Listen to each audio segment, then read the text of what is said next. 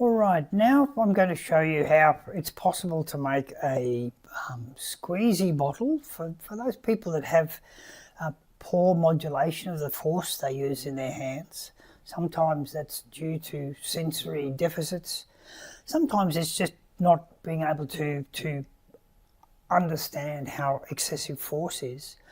We can use a bottle like this to make a feedback device.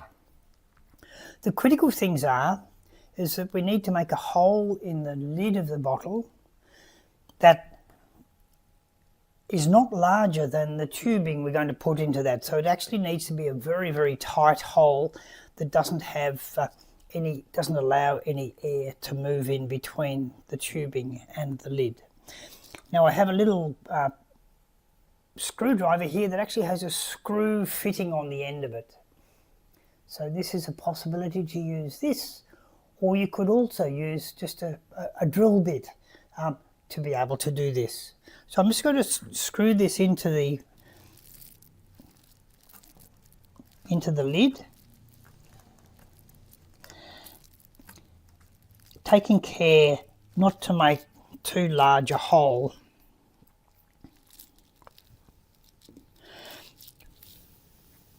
And also taking care that I don't puncture myself.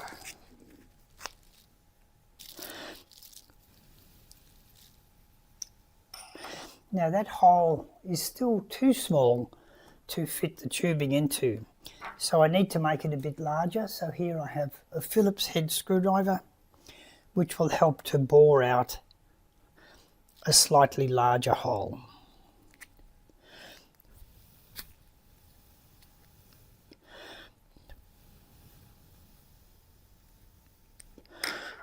Now let's see if that will fit.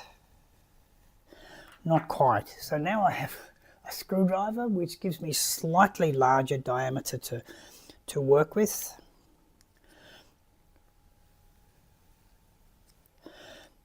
To try to make the hole just that little bit larger.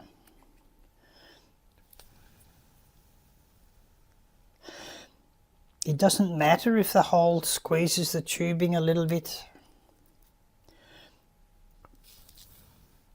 And in fact, that's still not big enough to.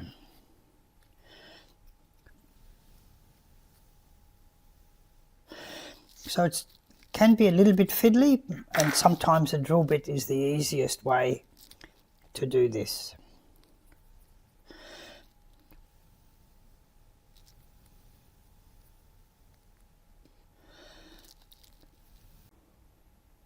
Okay, so now I have a hole that is just not quite big enough, so I can use the end of the scissors just to slightly make the hole just a tiny bit larger,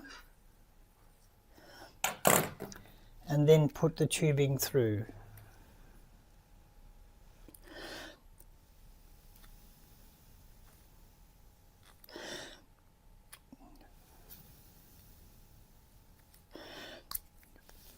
Might as well use the marks that are already on the tubing.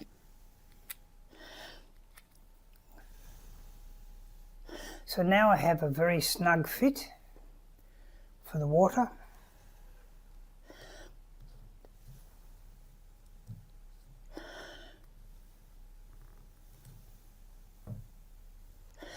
So now I have the tubing going through, and if I squeeze too hard, the water will come out too fast.